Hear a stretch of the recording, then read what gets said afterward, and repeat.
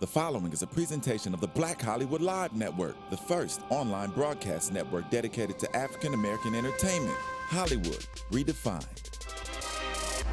From Los Angeles, California, presented by Maria Menounos and streaming live thanks to Akamai Technologies, this is Black Hollywood Live, the casting call. Featuring weekly commentary and insight from Hollywood casting directors and agents.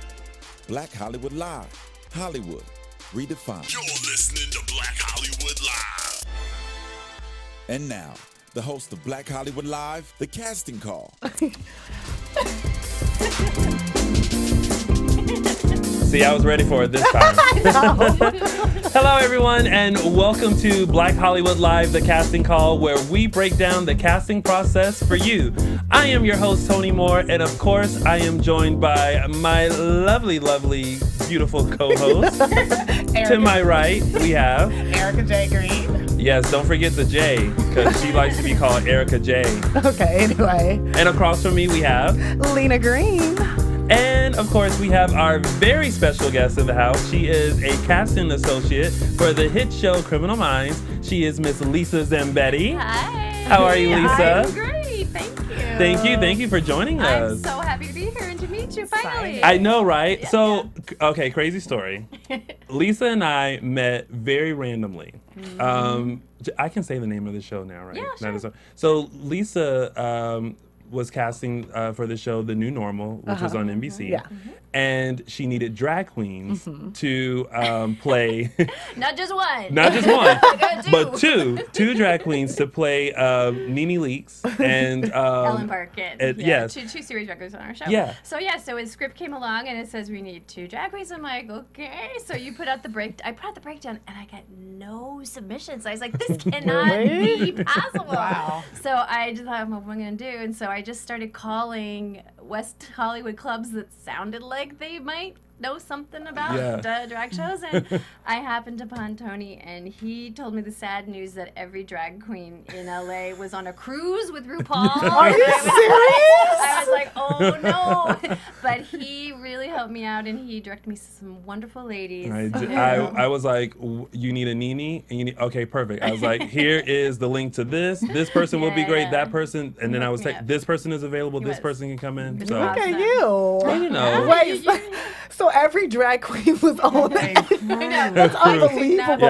Yeah, it was at the exact moment they were all out. They were to all sea. on this cruise. Yeah. So I have to get on this cruise. I know. That'd be like a story in itself. They should do like a reality show on that. They should. And actually, the day that we had the actual audition, it was like the rainiest day in LA. In LA. And these ladies had to walk across the studio lot in the rain. Oh my goodness. Is nobody madder than In a full wet drag. drag queen. Oh, they were so upset. But it was great. It was so much fun. And they were amazing. Wow. Amazing. But the scene came out hilarious. Yeah, it was the great. funniest scene. I love The New Normal. Thank that you. show we was were so proud amazing. of it, and thank you for that. Yeah. That was a great experience, for sure. So how did your casting journey start? Because we always find that everyone has such an interesting story of getting into casting. So now we want to know yours. Uh-oh. Well, I hope. I don't think it's that interesting, but I started out in New York as an actor. And so I was an actor, writer, director, you know, like a lot of people in New York, just for years and years and years in theater companies. And I started kind of casting in theater, and I transitioned into TV and film. And then I got pregnant, which was wonderful, but my husband and I were thrilled, but with twins. So Oh my God. In New York, woo. And so I had to kind of drop out of the business for a while to be a mom. And we moved to LA, and oh my goodness, I had to start all over again. Oh my it was God. like I had to go back to interning, which is great, you know, but it's like I had to crawl back up to where I had been. And it took a long time, you know, but I finally, you know, I'm in the greatest job and back where I should be, and I'm really happy, You know what's so funny is that I feel like in LA, even when women are pregnant, they still figure out a way to get back to stay in this You gotta industry. do it, like, yeah. but I've seen calls for like pregnant women. people, yeah. And They want real pregnant people, not. Yeah, but then as soon as a woman has the baby, it's like the baby immediately starts working because there's shows that need like newborn babies and kids, and especially twins. With twins, Twins are People have great. followed us down the street, like, Yeah. you want to be in show business? I'm like, oh no, Oh, no. Your twins haven't done any? Oh, no. No? Make some money off those kids. No, I know. And everybody says that, but no. Yeah. Anyway, so that's how I My mom. made my journey here. So. Oh, good. Yeah. So, do you find that because you have a background in acting and directing that it definitely helps you with casting? I think so because, when I'm always the reader on our show when we're auditioning. And so I really try to just give the actor everything they need to shine in the scene, and yet I'm not competing against them in any way. You know, I don't feel any kind of jealousy or any kind of competition. You know, I'm just really trying to help them, give them exactly what they need to shine. And then also, if we're taping putting someone on tape, then I can redirect them and get them into the right lane, or give them some, something, to make their audition better. How did you know that casting was like what you wanted to do from like acting and stuff? Because a lot of people are like they're acting stuff, and you find sometimes avenues, you find different avenues. How did you know casting was that avenue? You for know, you? it's really funny. One day, I actually did a Broadway play at one point when I was in New York. Yeah, I did Broadway, off Broadway, off Broadway. And it was funny because I remember getting the call like, you got it. And I remember thinking, like, instead of thinking, oh, great, this is the beginning, I felt like, oh, great, now I can quit. Because I felt like I did it. Like, I got to that thing that so many people want to get to. And I just felt kind of relieved, like, okay, nobody can ever say I never did anything. To me, that was the pinnacle. Going to New York and being on Broadway, like, that was the pinnacle. Wow. And after that, it was like, I kept going, but it just was, I don't know, I felt it, that it wasn't enough, really. It wasn't, working with directors and writers, the whole package is what makes me really happy. So that's amazing. I love what I'm doing. That's a better, because I feel like some people feel like, well, I was an actor and it just wasn't working out, so I ventured into this. But it's good to hear that like you felt like you reached, the pinnacle of your career, and you were like, I'm good now. I'm gonna find something else that's gonna. I mean, I could have kept going, of course, but it just wasn't. I think they always say if you can do anything else, you should. And I really felt like the collaboration aspect of casting utilized all of my, skills as a director and as a writer and as an actor. So for me, it's more fulfilling. That's nice. I wanted to go back to when you were talking about using your acting experience when you have actors come in for auditions. I read that you said that you love when actors come in with a strong choice, but your biggest pet peeve is when they don't give it up when they're being redirected. And that's hard.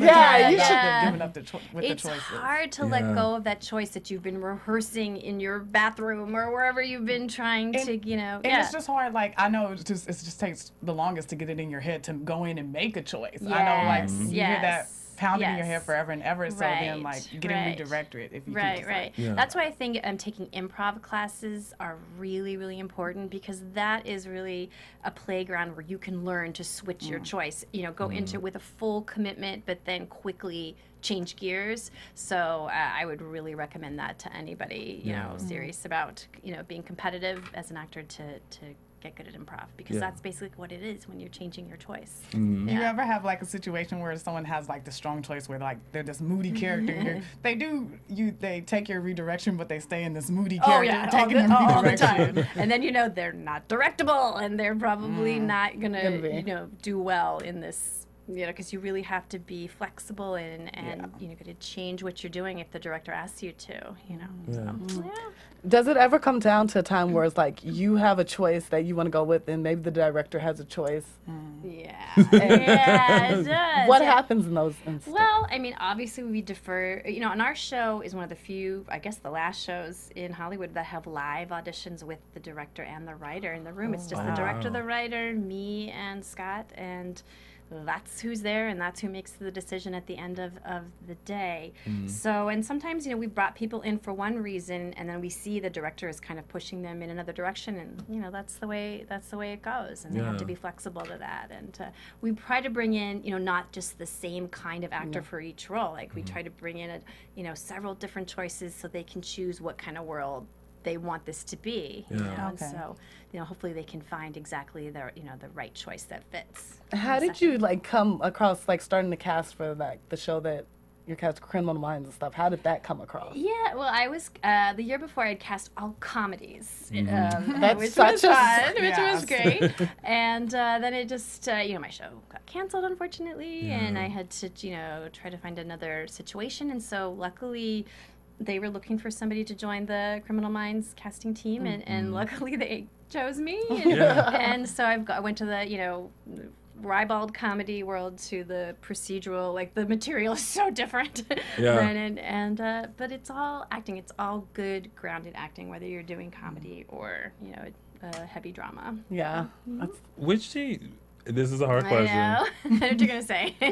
Which do you prefer to do? Is it easier to do casting for dramas? Is it easier to do comedies, or are they both equally kind of? It's equal. I mean, it's the same. Really? It is the same. I mean, if you're trying to find that person who, whatever the character is, however wacky it is, or however sad it is, that brings it to life and finds the truth of the character. Yeah. And so it's for me, it's the same.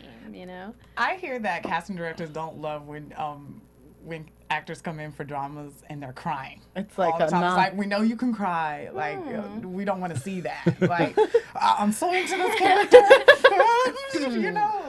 Are y'all over that? Like, do you want to see something more interesting? Because you don't want to sit there and see something. I know, it's crazy. Out there. You want it to be appropriate. I mean, if you're playing a waitress and you start crying for no reason, then that's inappropriate, But it has to feel real. It can't feel forced or pushed. Yeah, you can't come in and like tear your hair out and overact, But it has to be. But you have to bring it. If you need to go there, go there. If you can't go, it has to feel natural and effortless. Yeah. So that's. When casting a drama, you do have like a scene where it takes like an emotional. Do y'all give the actors a chance like to go to that prepare. place and then like what is the process of that? They have a moment. Because you say Please, go. just one moment. And they turn around. But think about it, especially with those serious, like you have that moment, they're like, I need a moment and stuff. It's No? Really? I hear that it's done though. People Like, do y'all don't have a moment. Really? No? So how do you just say go and it's like cry now? Yeah, well, as an actor, I know that you have to do your preparation the minute you leave your house to drive. You have to be doing what you need to do to take care of yourself. When you're signing in and everybody's around, they're trying to talk to you, it's like you have to maintain whatever you need. Some actors don't need that. Some actors can literally Switch boom it. right Yeah. in. But so it's all about what you need to do to protect your time. So when you walk in to the room and you say hi or whatever, you have to still be taking care of yourself so that when it's go time, you're ready and you're in the place that you need to be.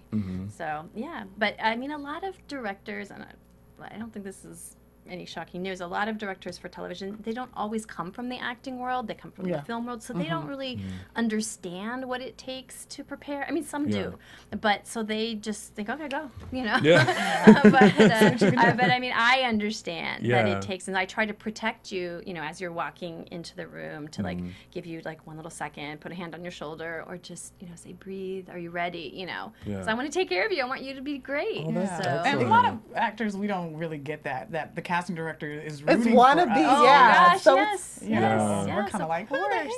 oh no. smiling at me. Well, I know I had a friend who had this question. He watches casting call and he wants to know like what preparation can he do like coming into room when he has to be emotional. If he can't get there, like what can he do? Like you gotta be relaxed. You gotta take training. You have to be working on your skills. That's your job. That is your job to get there. That's your job to do what is required in the script and in the text. I know you talked about saying that with the preparation that you really don't have that much time to do that, but a lot of casting directors talk about making the audition your own. Like this is your time to like if you want to set something up. Do y'all? Absolutely. Okay, you encourage that? Yeah, I would encourage to. Yes, absolutely. You want to set up a chair. I mean, that's part of making a strong choice. That's saying this is the way I want to do it. And we're totally okay with that unless it's something like completely, like you bring in a bunch of props. I have a question about that. Because I've been to like a major audition where they're like, well, this is what I want you to do. And I already had the strong thing. It was like, but this is what I want. Right. And it was like, throw that out the window. That's okay. right. That's well, right. there you go. You do it. You gotta change your change it choice. up. You gotta change your choice. Yeah. And it's every situation's gonna be different. Yeah. You know, it's always, you're gonna have to be on your toes always, for sure. But coming in prepared, and then if you have to change your choice, fine. But you always have that plan. You have to be prepared, and that always just, it's so funny, you guys. Seriously, the people who prepare the least are the ones who have the least amount of lines. Like someone coming in for a cop. I was going to ask you about that. They really underprepared. Like time and time again, they kind of underestimate how much you have to prepare to be ready and solid and seem absolutely effortless as a cop or, you know, a secretary or a receptionist. Some things that seem easy when you're at home, like, oh, I can do this. I don't need to, you know, prepare this any longer. Those are the people who fall apart, and they have not done their work. They haven't taken it really seriously. They're not off book for, you know, one line, 3 lines, and it shows. And you know, when you have like that under 5 audition, you have one line. How much preparation? Because you don't want to be over. Here's your coffee, sir. Here's your coffee. Exactly. You don't exactly. But that's if you prepare it enough and you rehearse enough, you know, so much that it just comes out of you effortlessly. You don't have to think about it.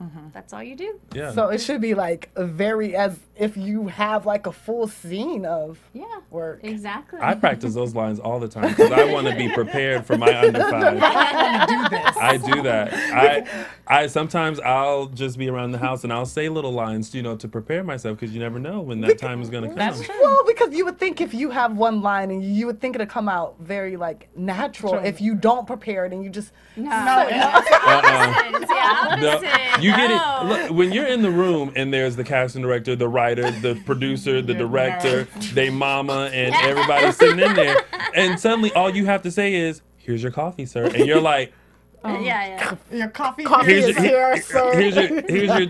I have your tea order. That's not the line. Sorry that happened to you. We're not talking about personal experiences right now. I am just grateful to say that has not happened to me. Okay. Yet.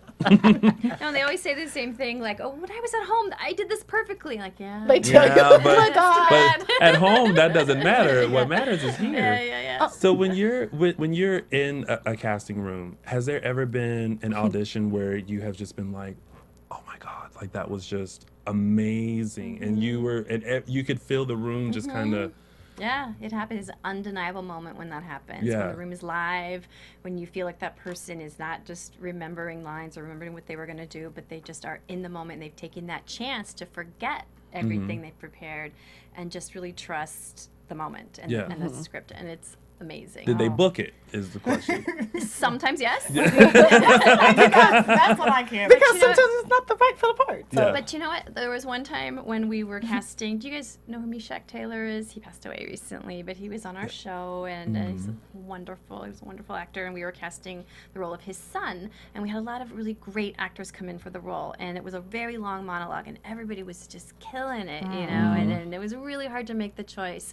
And you know, it went to a great actor. But the one who almost got it, I never forgot him, because he really brought it, and you could tell, you know, he had to cry and he had to be very emotional. And I know he left the audition thinking, I got it. No, he left the audition saying, "Oh, I put all this effort in and I didn't get it." But you know what? We remembered him. We showed his audition a couple episodes later for another episode, and he got another role. Oh wow, it happens. So yeah. And a lot of times, a lot of the casting directors who have been on have mentioned how important it is just to win the room.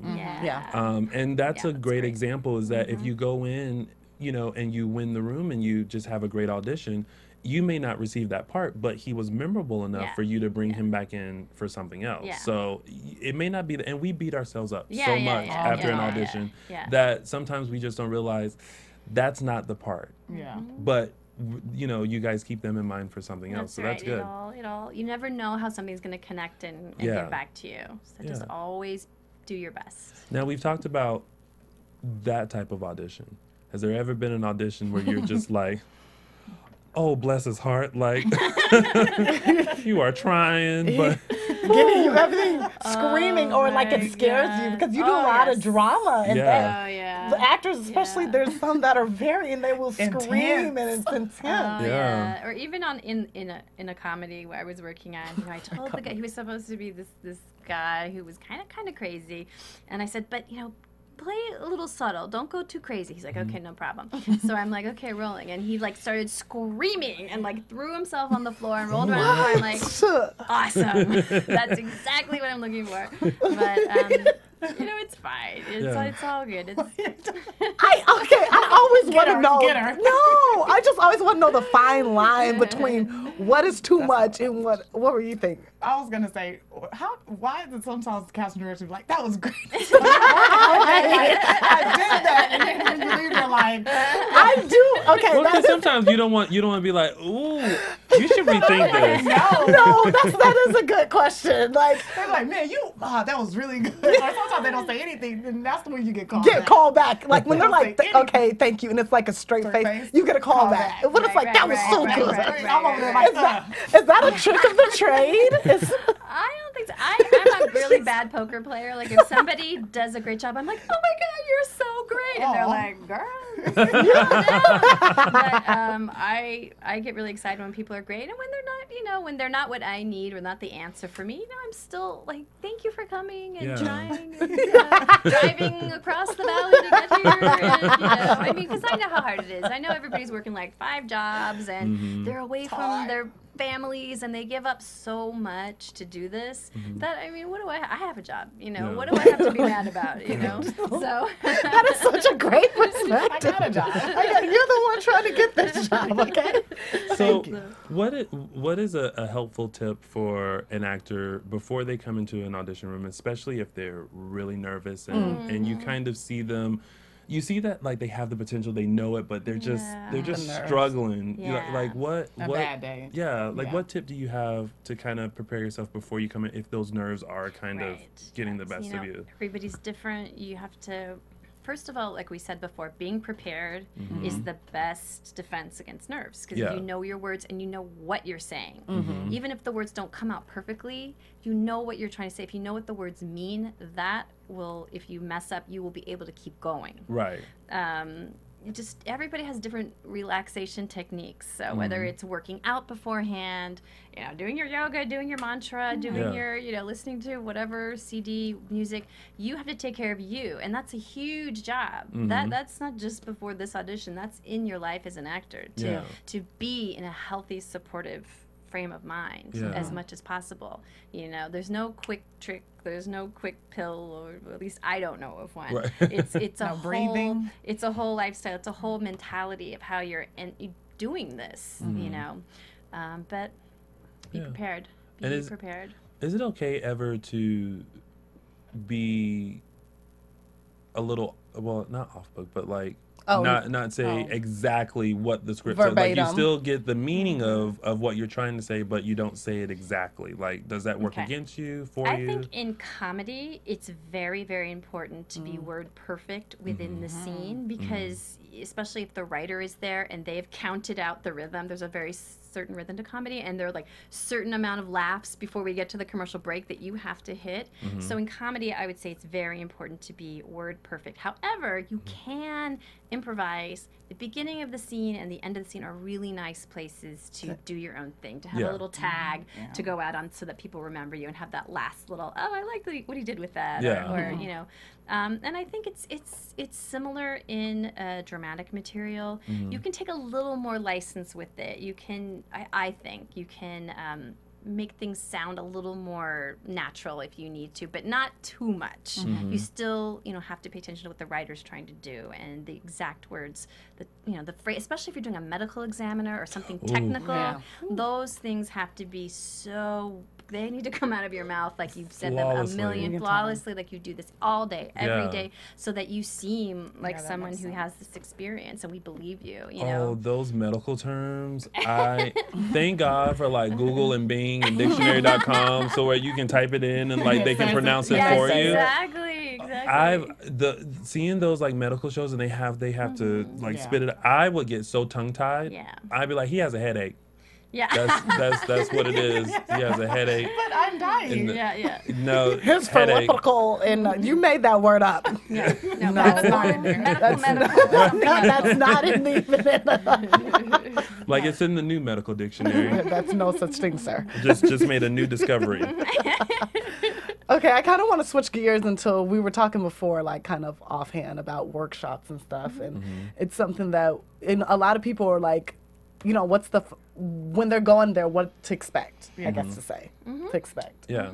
Well, I think, yeah, you have to set your expectations about why you're going there and what they're for. And it's a very controversial subject, you know, workshops. When I did my first workshop, I was so naive because I have a teaching background. I have my bachelor's in acting, I have my master's degree in acting, I've taught at graduate schools and undergraduate schools. I've been a teacher, and I thought that's why they were inviting me to teach. I didn't know if there was any other agenda. And I showed up with like a syllabus and like a reading list, and I was like, and they're like, oh, that's so cute. So I really believe in workshops because I'm a teacher, and so when I'm with someone and whatever they do, wherever they're at, I'm trying to help them, you know, because I have those skills. I know how to speak to actors in a way they can understand. I don't know what other casting directors do. I'm sure some of them are amazing, and some of them maybe don't know the language. They know what they see, but they may not know how to help you improve or whatnot. So it depends on what your expectation is and how much research you do on who you're going to be in front of. Yeah. Do you think like a new actor coming out here should take a workshop because they're putting themselves in front of a casting director, and your first impression is everything, and if they're new starting out, they want to learn something, but then it's like, this is your first impression of this person. So well, I think it's a good idea to be in a class, an ongoing class. And when maybe your teacher tells you, you know, they think you're ready, then you know, maybe, you know, start with the workshop. If you don't have representation, it certainly is a great way for them to start to know you. And then when you do get representation, when you're submitted, they're like, oh yes, I know who that person is. You know, you know, it's such a personal choice. So. I hear a lot of casting directors talk about like being familiar with the actors' faces. There's so many actors out here. How does that bring you mind? Where y'all can remember the people, like, do they make such an impression on you that you really do remember these people when they come across the I think I do, and like I said, you know, there are actors who I taught like 10 years ago who like they finally moved to LA and their face comes across the submission. I'm like, oh, and I may not remember their name, but I remember how I felt about them, you know, either positively or negatively. You know, because some of my students were not that nice, but some were wonderful, and you're really rooting for them. So yeah, I think you have like a physical reaction when you see somebody, even if you don't quite remember what you know them from. That's such a for one part you get. I mean, how many submissions? Hundreds, thousands. Wow. Yeah. Oh my gosh, I couldn't. That's like a gift to be able to, you know, see somebody and then remember. Because I've met a casting director like years ago, and she was like, I know. I was like, there's no way I changed my hair. There's no way. Oh, so now it's okay for somebody to point out your hair changed. Look, people hit me up on Facebook, and I'm like, what? I met you in my memory is not the best. I'm like, that has to be like a gift. There's no way to remember that many people that you come across like in your job. It can be hard. It is hard when people say, oh yeah, I've met you so and so. And you're like, ooh, God. Hey, I don't know y'all. Hey, we do our best. We do our best. So, regarding the workshops, because it's so important in this industry to network and mingle and things like that, and in my mind, because it's a strange one sometimes, in my mind, I feel like the way this industry works is, you know, if I have representation and obviously they're submitting me to you for something, you know, I'm being considered just based on the fact that I have representation and things like that. But is it an extra bonus that like I came into a workshop and like you've seen my work before, you met me in person, and now you kind of see my submission, you're like, okay, like I've kind of... You have a frame of reference, Yeah, I think there's no denying that meeting somebody in a workshop helps the information you have about that actor. Because a lot of times we get submissions and you don't have, the reel isn't submitted, so I can't click on that, you know, and I may not have time to have a huge pre-read. So you have to filter. I mean, that's our job, is to take those 1,000 submissions and filter it down to, you know, I can only see so many people for a certain role. Do you look at the reels a lot? Because I've like some of the casters are like, I don't have time. to look at We that? look at every You look reel. at all the reels? Yeah, and we look at these little things. You can do slates now that you can record your little slates so you can see kind of what you look like right now and get a little sense of your vibe. Yeah, absolutely. You look at all of that? How much of the reel do you look at? Well, it's hard to say. It just depends. Like we try to, if we see what we need right away, like, oh, okay, yeah, we can see this performance is sort of in line with what we're looking for, or we'll kind of click through it. I mean, it's hard to say how much we watch. What this is another tough question, I'm sorry. Oh. What makes a great reel? Because I feel like a lot of times you may show your reel to one person, they're like, that's not good. But then someone else may be like, oh no, that's great. And I feel like no one has like the right answer on giving you, like with any of your marketing, your headshots, your resume, your reel. What makes a great reel? Is it one that's just very short, simple, straight to the point? One that shows like a different variety of things? I think what's helpful lately is people post like they have their comedy reel, they have their drama reel, they have like a procedural, they have it in different categories. It can be really easy to like click on something that I know that I need to see. Yeah. And if I don't quite see it, then I can just kind of click through things. But having to wait through the whole reel to see, okay, any day now. So it should be like in like categories. I'm just noticing that lately that's really helpful. Yeah. Not everybody does it that way, and that's okay. But if you have, especially if you have quite a few co-stars that are on different shows and different genres, it's like, oh, let's see what they did on Justified, or let's see what they did on True Blood, and you know, it's kind of nice to be able to just get right to that instead of trying to. And that seems logical, especially when, I'm sorry, y'all. We're gonna jump on it. You know, especially when, you know, you're on Criminal Minds dealing with more of, you know, dramatic roles and things like that. If someone's comedy stuff is at the forefront of their reel, and you're just like, I need to see the dramatic stuff. But you know, for me, because I come from the theater and repertory theater, where like one show you might be in a comedy, one show you might be doing Shakespeare, like I feel like I can see it. Even if it's in comic material, like I feel like I can see it. You know, somebody else might not be able to tell. We might want to, you know, fast forward it to that drama point, section, so they don't get maybe put off by something that you've done. But you know, I feel like first, can we define procedural for some people who don't know it? Because a lot of people. To me. That wasn't my question. I know, but I have the two-part question. So, okay, how would you define it? Like that kind I thought of like real? how you. Like if you're someone that can do a certain skill or something that... Oh, a procedural is basically a crime show or something that you know, week after week you're solving a crime using either FBI or whatever it is, a certain part of law enforcement or a certain part of the crime-solving world. And it usually is more based on the cases every week than the series regulars. You know, I mean, of course you establish a relationship with them, but like Law and Order is sort of the... you know, the pinnacle of, like, you don't really get to know the series regulars that much. It's more about the cases and how they're solved. And actually, the guest stars usually can sometimes have a bigger role in the episode than a series regular. So, but... Because those shows are important, because people can really pick out, like, how things are supposed to be done. I was talking to a guy who was a cop for years, and he'll watch a show, and he's like, that's not how they do it. Stephen you're supposed to do it this way. Or a doctor who is watching a surgery happen, they're like, no, that's not, or they're like, that's exactly how it's supposed to be. Well, they have people on hand who are specialists. But then there are times where you just have to cheat it and like just jab the needle in there and just keep going. They don't do that. They don't do that. On the reel, I know some casting directors said that they don't like when it's like a home. I don't want to say homemade, but like you go, there's these places that charge $600 to $1,000 to give you 2-3 scenes, and that. What is your advice on that, or that take on?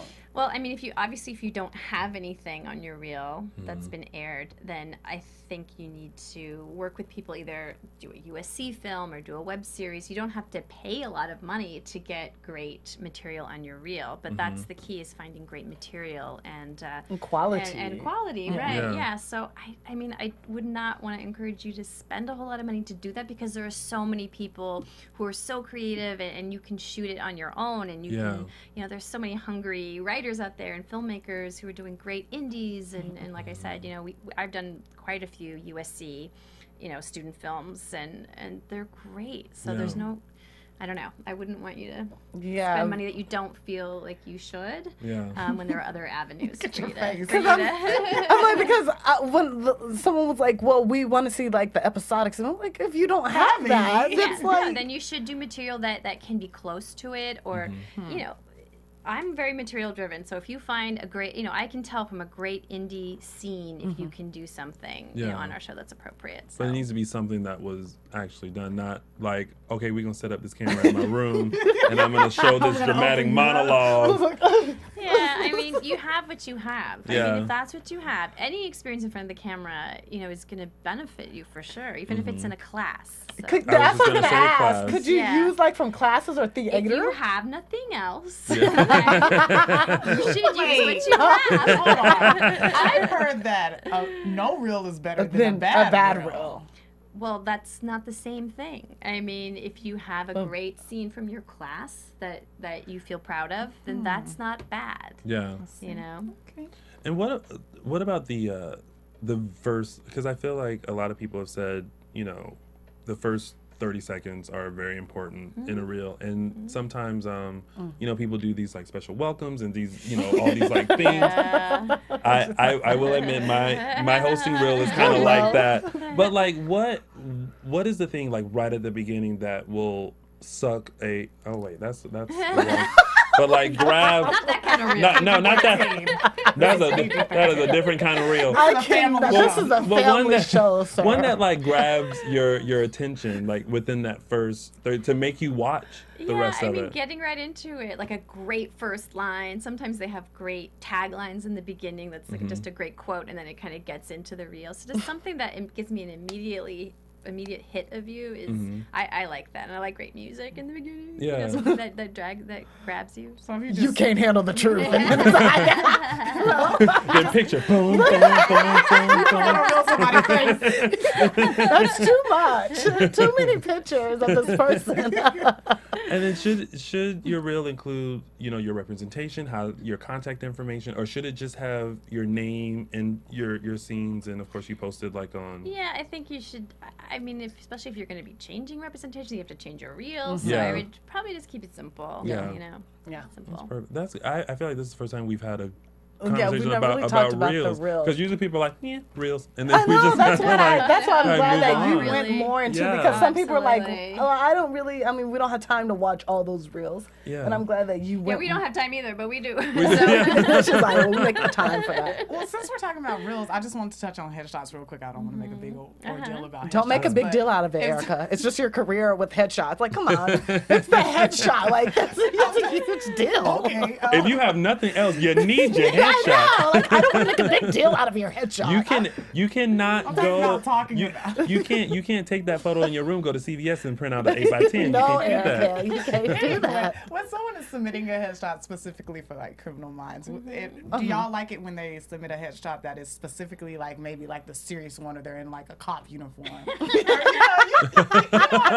You just got your answer. Some people put like doctor. They have headshots They have with doctor uniform. There's the commercial They tell headshot. you There's to the get theatrical. that. There's the doctor one, the nurse, business and all one. the They business. tell you to get that. Your agent tells you to get that. So it's a legit I question. think it is. I don't like photos that look like you're in a costume that look kind of ridiculous, but it is nice to have different sides, like to have more where I can place you in a rural setting or in an urban setting, or that suggests it. But it should always just look like you.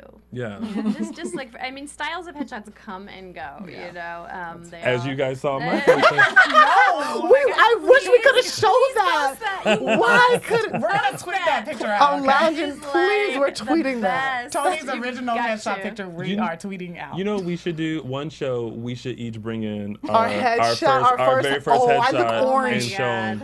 They made me pay $300 for a professional photographer, and I look orange. I was orange. I'm brown. Orange is the new black. That was good. Sorry, I've literally been laughing for like a minute thinking about my first headshot. That was a hot mess. Oh God, no. We're doing it. We're doing it.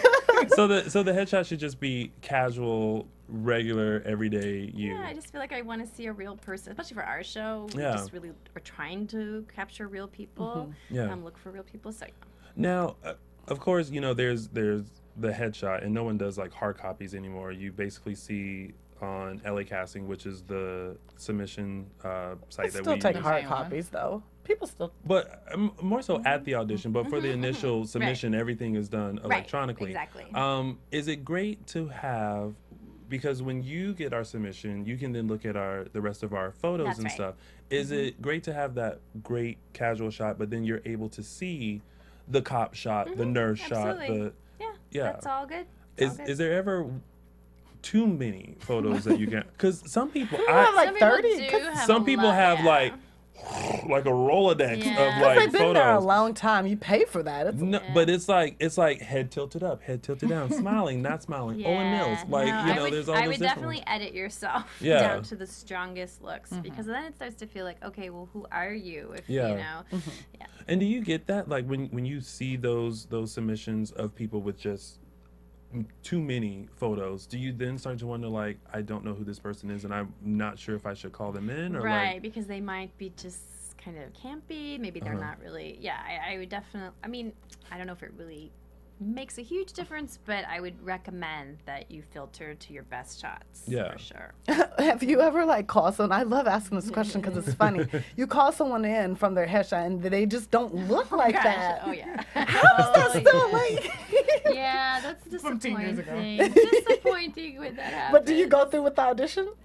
Well, yeah, you have to. They're there. You're sitting there coming in. Well, look, you're sitting there like, okay, just go. You're not 16, clearly. Of course, yeah. And it can be hard to tell, age with a photo, and when they come in the door, you're like, oh, okay, yeah, for this show, that's not going to fly for 16, for sure. Another show, it might, but not this show. I do have a question. I do look like I'm young in my pictures, and you're a hater. When people call, like, what happens if... Felicia, bye Felicia. I am talking to Lisa. What happens when you're called in? It's a current photo. And yes, I'm 5'9", but I'm called in for like a Disney show because I look young. What can you do about that as an actor? Do about what? What would you do? Like if you look young on your... And you come in. Just come in, look young. Look young. Yeah. You better look like that headshot. I can't do it. If you don't, people would come, they're like, you look young. Your and I'm like, hand looks 16. But see, at least you have a twin. So if you're not feeling young that day, send your twin in. No, she cannot. She got mother once. We went on a commercial. They was like, is that your mother? And I was like, my mother? Yes, she has. Anyway, let's reel it back in. Bye, So Felicia. I've always had a question regarding dressing as the part for the audition. Is that very important? Does that make you kind of go, oh, I get it, I see it? It's not just for me, but really for anybody else who's watching, because sometimes a lot of people have to weigh in on the choices. And, I've heard other casting directors say, oh, don't put on a white lab coat if you're playing a doctor, don't do this. But it works. Yeah. I mean, I think it does, even just subconsciously it does. Or somebody comes in to play a nurse and maybe they have, a suggestion of that smock that, you don't have to be in like surgical scrubs, but those things do work. If you're coming in for a cop, this just happened. There was, a really nice actor who came in for the role of a cop, but he was wearing like a bright fuchsia shirt. And like everybody else who came in was wearing a nice dark. They weren't like in cop uniforms, but it was definitely suggestive. And I think it kind of did work against him at the end of the day when you're trying to kind of weigh who you felt was the most believable. Wow. So I wouldn't, costume yourself again, but at least come in suggest very it. You similar. Should be easy to see you in the world, for sure. Should you ever come in? Because there's been auditions. I've even heard like some actors who are like big time actors talking about when they say don't wear makeup, come in. Like, what should an actor? Because then a lot of people show up with the makeup on, looking pretty. Should you not come in if that calls for the character?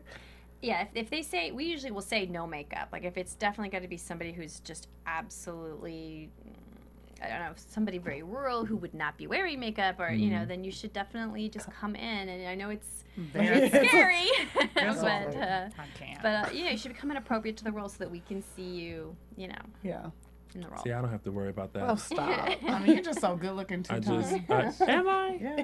Thank you. I could say that. My mom would be very happy because she takes all the credit. Apparently, my dad had nothing to do with it. anything I can do. My mom's like, you know, I used to do that back. You get that from me. So thanks, Mom. Thank you. Thank you, Mom. Thank you very much. I love to throw it to the mom. So it's almost that time. Yeah, it's like the Emmys. It's like all of a sudden it's like a wrap up. But before we go, Lisa, what is that one piece of advice if you could spread this advice to everyone who is attempting a career in this very hard industry, especially as an actress yourself who you know who did this? What piece of advice would you give them? So many things, but it's just like keep going. Yeah. Just keep going. You don't know where this is going to lead you. You don't know where these connections are going to be made. So just keep going. Awesome. Yeah. Well, thank you, Lisa, so much for joining us today. So much fun. Where can we find you if we don't? Where can we find me? Like social media. No, not your address. She's like, no, wait a minute. I came here just to do an interview. I don't want people knocking at my door. A website or social media. I don't have one. Sorry. No social media. No social media.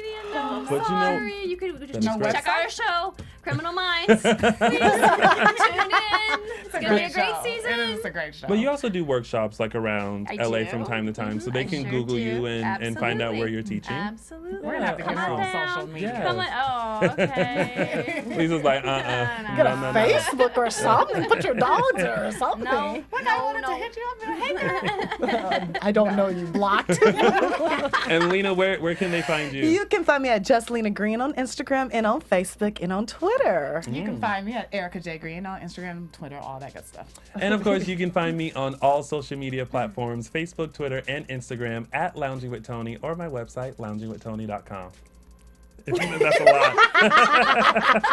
That is a lot. It's like that's my 5 o'clock news smile. It's past 5 o'clock. Leave it at 5. Way past 5. Lisa, thank you so much again for joining us today. It was great. Thank you. And of so course, much. thank you to my lovely twins of co-hosts. Thank you, Tony. You never Lina and Erica J. You never thank them. Well, you know, I have to thank you guys. Wow. Well, you know, I'm trying something new. Trying something new. And of course, thank you guys for tuning in, and we will see you guys in 2 weeks for another breakdown in the casting process right here at The Casting Call. From producers Maria Menounos, Dario Kristen, Tiana Hobson, Kevin Undergaro, and the entire BHL crew, we would like to thank you for supporting Black Hollywood Live, the first online broadcast network dedicated to African American entertainment. For questions and comments, contact us at info@blackhollywoodlive.com. Like us on Facebook, tweet us, or Instagram us at BHL Online. And I'm your BHL announcer, Scipio. Instagram me at Planet Scipio. Thank you for tuning in.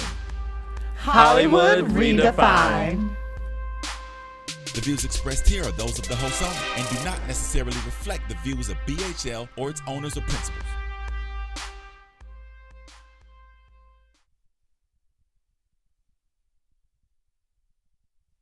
Thanks for watching Black Hollywood Live on YouTube. For more in-depth interviews and news, subscribe to our channel here, and be sure to share your opinion in the comment section below here. See you soon, everyone. Bye.